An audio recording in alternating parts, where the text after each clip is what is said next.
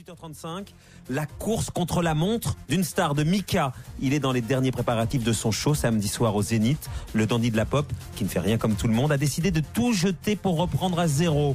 Mika nous racontera l'incroyable histoire de ce concert qui s'annonce forcément exceptionnel. Suivre.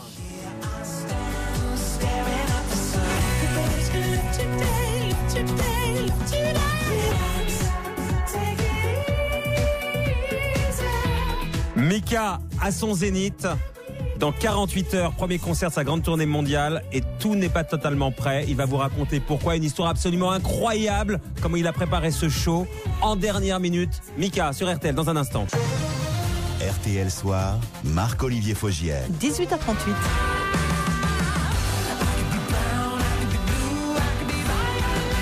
Deuxième invité d'RTL Soir avant son Zénith samedi à Paris qu'il va enflammer. Bonsoir Mika. Bonsoir. Enfin, on va dire bonjour parce qu'en fait on enregistre cet entretien le matin. Exactement. Et vous avez une voix, comment vous diriez votre voix d'un Mika qui se lève? Le Mika du matin. Mais en fait c'est une voix assez, c'est comme ça que je veux vieillir, avec cette sorte de voix. Et je vais chanter comme ça, ouais, comme Paolo Conte.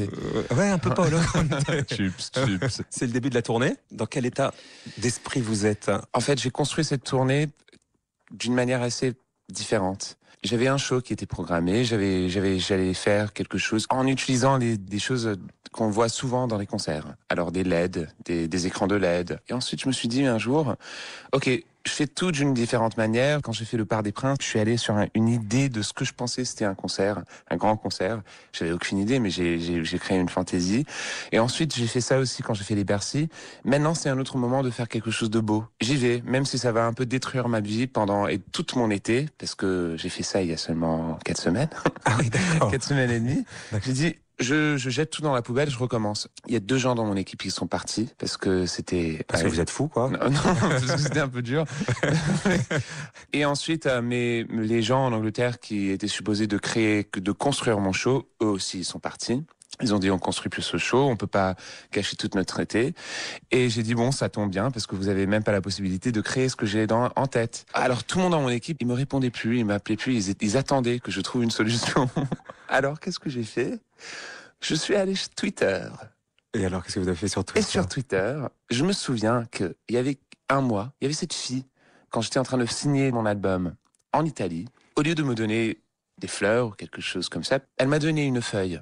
Et c'était imprimé avec des photos, des choses, des créations d'une troupe de théâtre italienne dans un tout petit village à 45 minutes de Bologna. Je me souviens de ces images. C'était comme si je regardais quelque chose qui faisait partie de Commedia dell'arte, vraiment de cette tradition de théâtre pauvre, comme dans les années 20. Et je me suis dit, c'est eux. Mais j'avais pas son contact, j'avais perdu la feuille. Cherché sur Twitter. Moi, qui vous suis, elle vous a contacté. Alors c'est pour ça que vous la cherchez. Elle avait des cheveux bruns. 30 minutes plus tard, je suis au téléphone avec elle. Le jour après, j'étais en train de tourner en Italie. Elle est là avec 2 gens de cette troupe qui n'avaient jamais construit quelque chose. C'est des gens qui payent pour faire ce qu'ils font. Ils ont construit mon show. On a créé un show et j'ai amené mon autre ami, Yob Smith de Studio Yob, des grands designers qui vont faire leur rétrospectif vivant au musée du Metropolitan à New York l'année prochaine.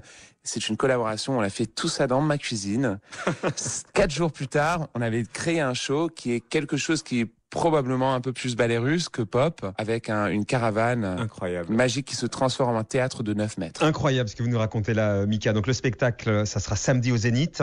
Évidemment, on va parler de l'actualité et notamment donc de ces vagues de réfugiés avec ces personnes qui souffrent, qui sont bien souvent maltraitées.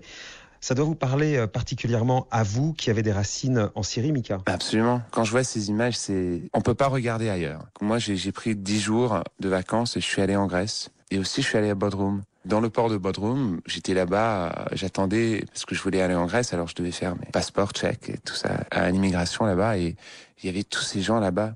Et dans ce bateau qui était arrivé devant moi, il y avait des Somaliens, des gens de l'Inde, des gens du Bangladesh, il y avait des Syriens, tous ensemble, tellement fatigués, tellement épuisés, tellement complètement en dehors du contexte de tous les gens autour d'eux qui étaient en train d'avoir des vacances, et c'était tellement triste.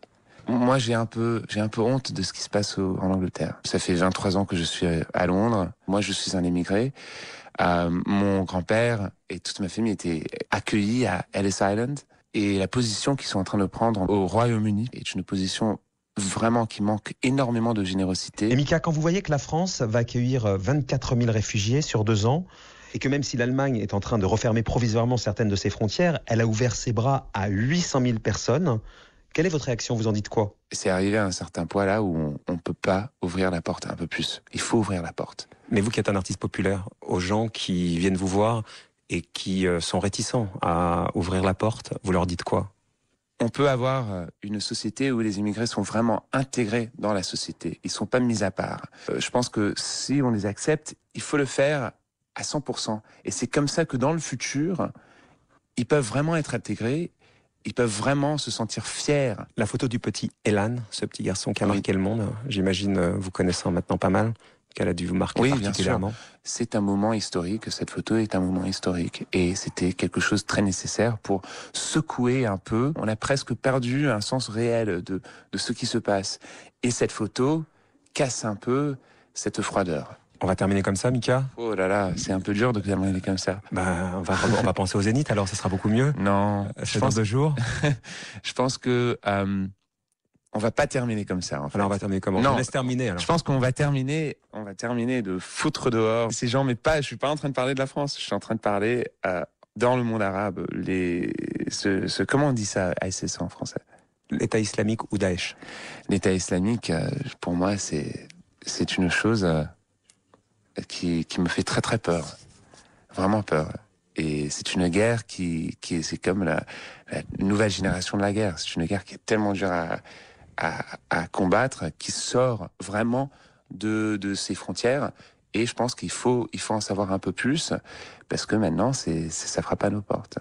Allez, on va changer les idées samedi avec vous au Zénith, Mika. Et puis après, vous allez tourner notamment dans toute la France. On a hâte de venir vous voir avec ce spectacle monté en dernière minute, comme vous nous l'avez raconté. Ouais, en dernière minute, et on est en train de monter maintenant. Et bon, le spectacle va évoluer. Hein. D'accord, donc on prévient les spectateurs de samedi. C'est une ébauche, mais ça sera formidable. J'espère. Merci Mika.